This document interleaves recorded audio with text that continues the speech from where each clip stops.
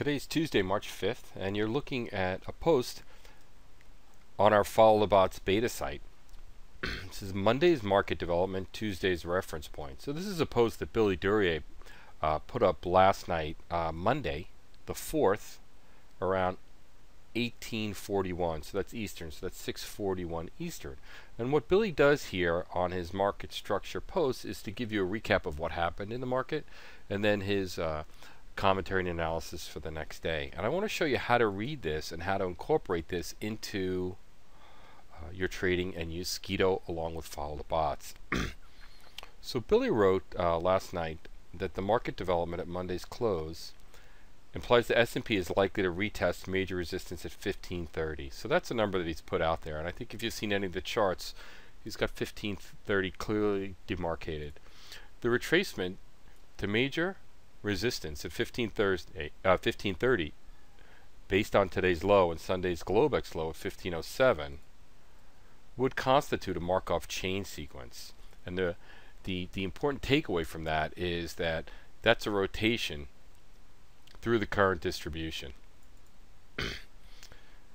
Billy goes on to say that the Bayesian expectation is therefore the price will continue higher and retest major resistance at 1530. So this is your Monday night's heads up for Tuesday's trading. And this is where it becomes critical to get inside the head of the market itself. It says here the outcome of the 1530 retest of major resistance has the minimum initial short-term sell opportunity. Sell stop loss orders are likely to be located at or near 1532, 1533.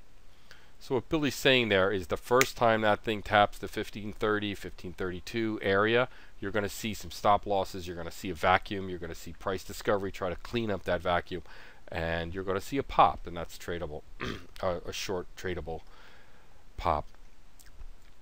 Following the initial retracement of major resistance, if the micro order flow events indicate high frequency, HF is high frequency initiated buying, there is the potential for range extension above the 1532, 1533 area.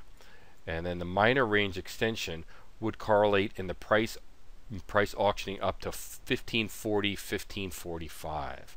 So that's the thinking. Market's going to go up to 1530, trigger the stops, pull back, and then if we see this high frequency initiated buying, and that's what Skeeto's going to surface, in all likelihood, price is going to auction up to 1540, 1545, and we'll see how that played out.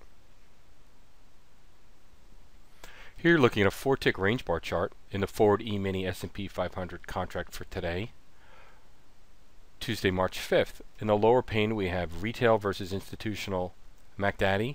We have wind in the second lowest pane. We have MACD below price, and we have price with our events from order flow monitor.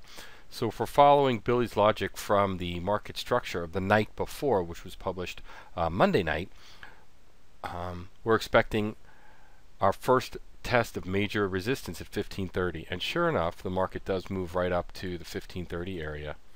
The market pulled back in the overnight around 1 a.m. and by 4:18 a.m. you had it pinged right up into that.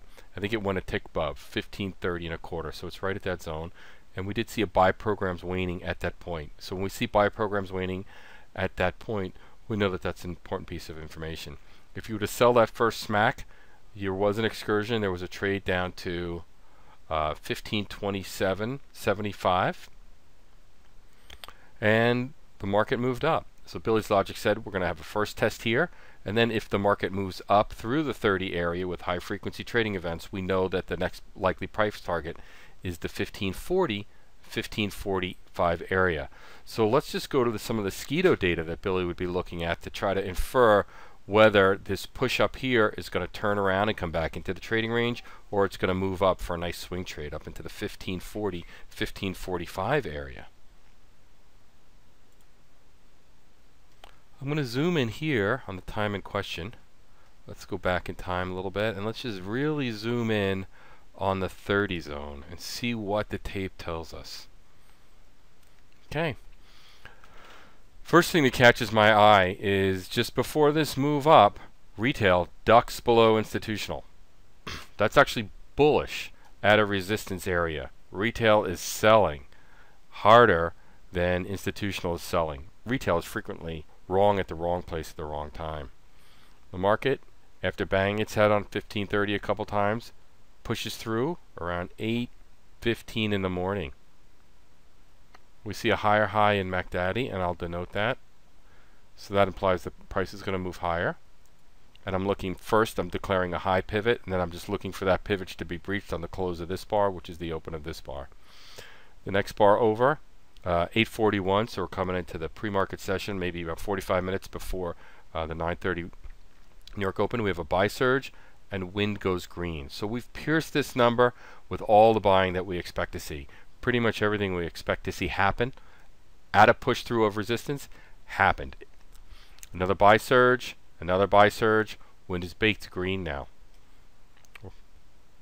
We've gone through our resistance area. Our resistance should be now support, and the trade logic here is that we're going to go up to the next area that Billy denoted in his market structure, which is 1540, 1545. So that's just a tremendous way to look at the market using Billy's market structure and Skeeto order flow data. Skeeto's advanced algorithmic order flow data is now available within TradeStation, NinjaTrader, Multicharts, and Sierra Chart. For more information, please visit www.skeeto.com. This is Guerilla from Skeeto. Happy trading!